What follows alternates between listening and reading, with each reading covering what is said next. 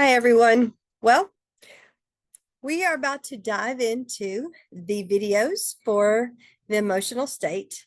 And before we get into the nuts and bolts of the blue brain, I thought it would be best to do a very short video on why human connections are so important. Because when the blue brain is on fire, that person does not feel connected. Okay. And that means they don't feel like they belong. They don't feel like they're part of the group. They're wanted.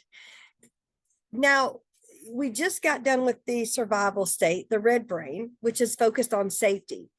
Gabor Mate believes or says that safety is not the absence of threat, it's the presence of connection. So, in other words, I can walk through fire as long as I know I've got my people with me. And I love that because we're never going to make the world safe. We're never going to make all the danger go away.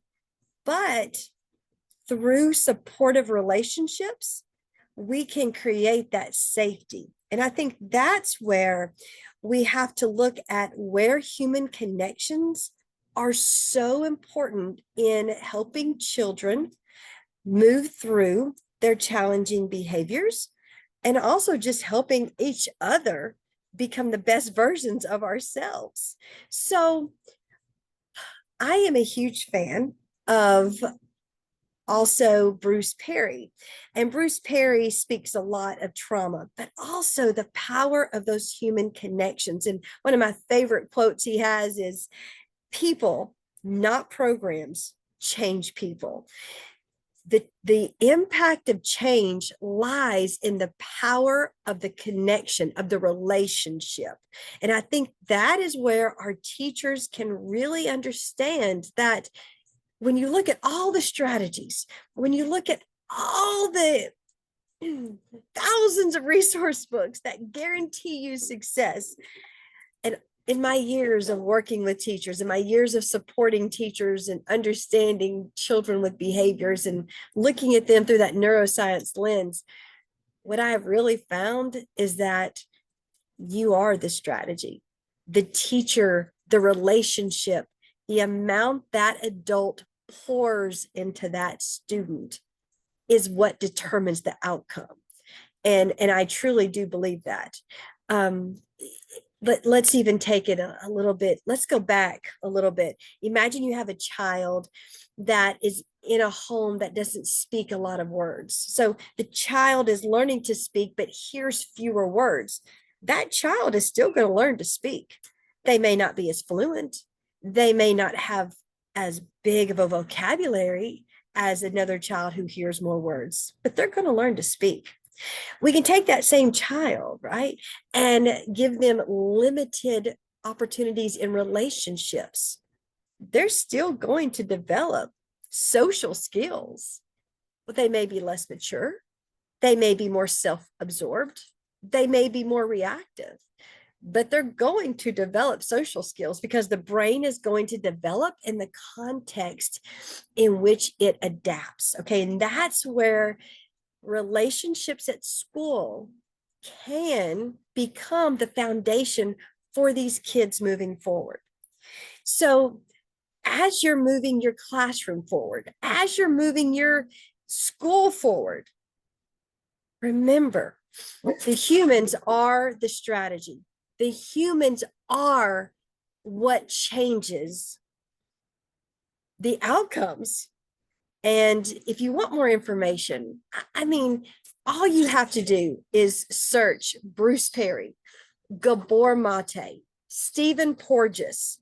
You will find those three names will drown you in research and science, but also the work of how relationships can change even the most lost person. One other thing that I find interesting that Bruce Perry says is, we always hear, right? You can't love someone until you love yourself. But that's not how the human brain works. The human brain is so attuned to connection that you can't love yourself until you have been loved and are loved. Because see, until you know what love is, how can you possibly turn it inward? And if you don't believe me, I understand, because we've all been told you got to love yourself before you can love other people. But then meet an adult who had a neglectful childhood. Meet an adult who comes from an abusive past. Meet an adult who has never known love. And as hard as they want to love themselves, it's going to be hard until they're in a relationship that lets them feel love so they know how to give love. The human brain adapts. Now, last thing before I let you go. The pathways that were set up in your brain as a child through trauma. Okay. So again, neuroplasticity, you're never stuck. You can always move forward. Those pathways are going to be there. So I want you to think of those pathways like a little dirt road. All right. There is a pathway that it's there. It was set up in trauma, and you want to change that. So what you have to do is to develop alternative pathways. And so those dirt pathways aren't going to go away. They're always going to be there. But your job is through being intentional, through repetition, through positive experiences, create a 4-lane highway beside those more detrimental pathways. And over time, those will become your preferred pathways. I think that, as we look to see how our childhood shapes us, we always say we make memories, but don't forget, memories also make us. So as we're moving forward, understand the power of the blue brain, understand the power of the amygdala and the hippocampus. This is where most of your students, most of your children will start their day.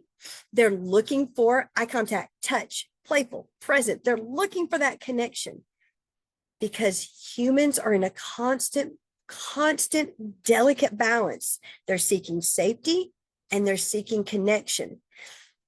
The brain wants both. Remember, the brain is survival oriented and a social organ. It wants both. It wants to be safe and it wants to be connected. How do we give children both of those? And the answer is probably in the mirror. Okay, let's dive into the blue brain. Talk to you soon.